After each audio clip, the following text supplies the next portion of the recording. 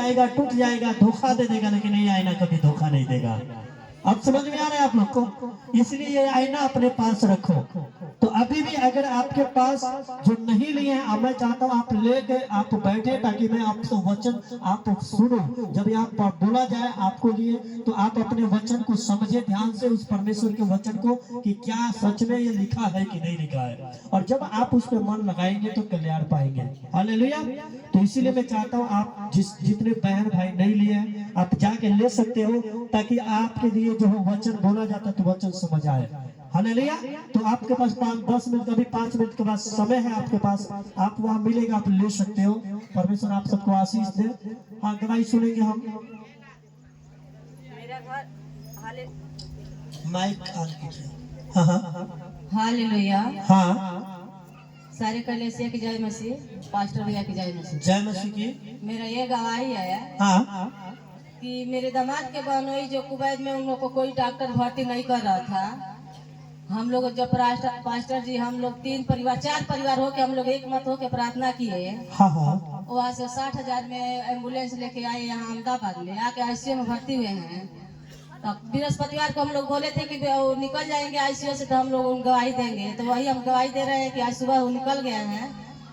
अब ठीक है, वो निकल चुके हैं। हाँ, परमेश्वर का धन्यवाद है। जोर से ताली बजाएं। मैं आपसे बताना चाहता हूँ, बाकी उनके घर वाले आएंगे तो रविवार को गवाही देंगे। हालेलुया। देखो, वो भाई जो कि डॉक्टर मना कर दिया था वहाँ, और ये लोग प्रार्थना कराने के लिए जो है कि जो कोरिया में गए थे, जहाँ बृहस्पतिवार को हमारा जो है एक और जगह जहाँ मैं मीटिंग अटेंड कर रहा हूँ। तो आप लोग भी अगर कटिया भोरे से आते होंगे तो बृहस्पतिवार का मीटिंग वहाँ अटेंड कर सकते हैं, जो बृहस्पतिवार का है राजकुमार राम के द्वारी पे। हालेलुया।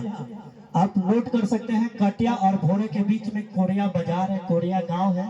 वहां भी बृहस्पतिवार को जो है कि प्रार्थना सभा हो रहा है, और वहां उन्होंने आया, प्रार्थना हुआ, और आपके सामने देखिए ये माँ गवाही दे रही है कि वो आईसीयू से बाहर आ चुके हैं यीशु मसीह के नाम में। हालेलुया। ये प्रार्थना के प्रभाव है, क्योंकि ये रो रहे थे। इनके ये जो लेके आए थे, उनके भाई उनके मम्मी आए थे, रो रहे थे, आंसू था, क्योंकि डॉक्टर मना कर दिया था। कोई भी उसको जो है भर्ती नहीं ले रहा था, कोई डॉक्टर भर्ती नहीं ले रहा। मैं नहीं बोल रहा हूँ, ये खुद बता रही है। नहीं करेगा, लेके जाइए इसको जहाँ जाना है। हालेलुया। जहाँ भेजे थे वो भी डॉक्टर नहीं भर्ती कर रहे थे, कह रहे कि यहाँ कोई सीट ही नहीं है, लेके जाइए यहाँ से। लेकिन मैं आपसे बताना चाहता हूँ, यहाँ के डॉक्टर मना कर सकते हैं। रुपया मांग रहे थे एम्बुलेंस वाले की, 1 लाख रुपया देंगे तो अहमदाबाद पहुँचाएंगे।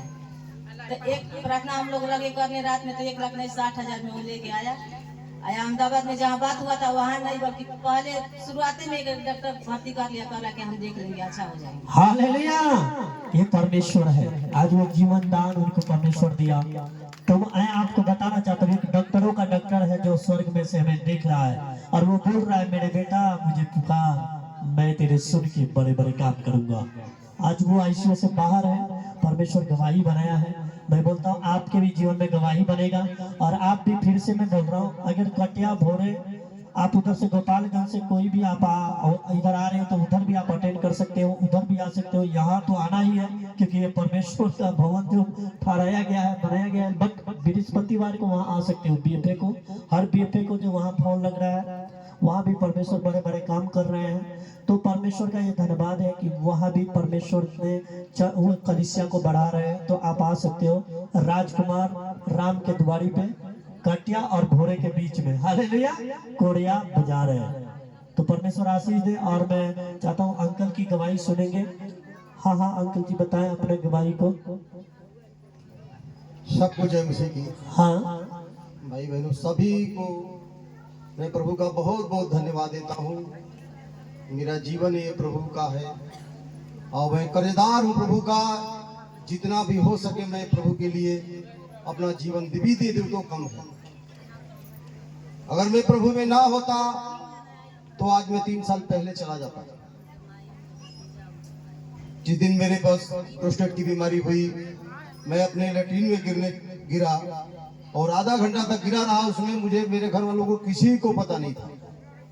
जब टंकी का पानी जो टूट के मेरे सर पे गिरता था, उस समय पानी जब खत्म हुआ तो हमारी आंख खुली, और उसके बाद से जब मैं गया तो सूचना मतलब कई लोगों को नेतागिरी की लाइन में तो बहुत लोगों को मालूम हुआ था, जब कोई तबीयत बहुत खराब तो बहुत लोग आए थे देखने के लिए। एक संजय पाठक थे जो बेचारे वो गौ सेवक हैं, उन्होंने क्या किया, कहा भैया आपको छोड़ेंगे नहीं, चलिए पहले हॉस्पिटल आ। ले गए, दवा कराए और 5 दिन में भर्ती रहा। उसके बाद से एक छोटा सा लड़का है 20-22 साल का है, वो सूखा है लेकिन उसको कोई जानता नहीं है कि वो सूखा होगा, लेकिन वो आया मिलने के लिए हमारे पास, देखा, कहा नेताजी आप जिसको मानते हैं वो आपको आज बचा लिया है, वरना आपका डेट फाइनल था।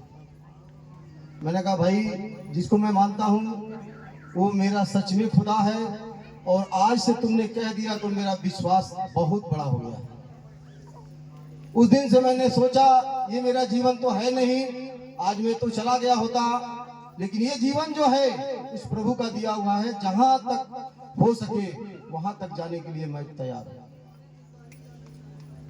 आज प्रभु ने हमारे पूरे परिवार को बचाया है और हर रास्ते को मेरे खोलता है।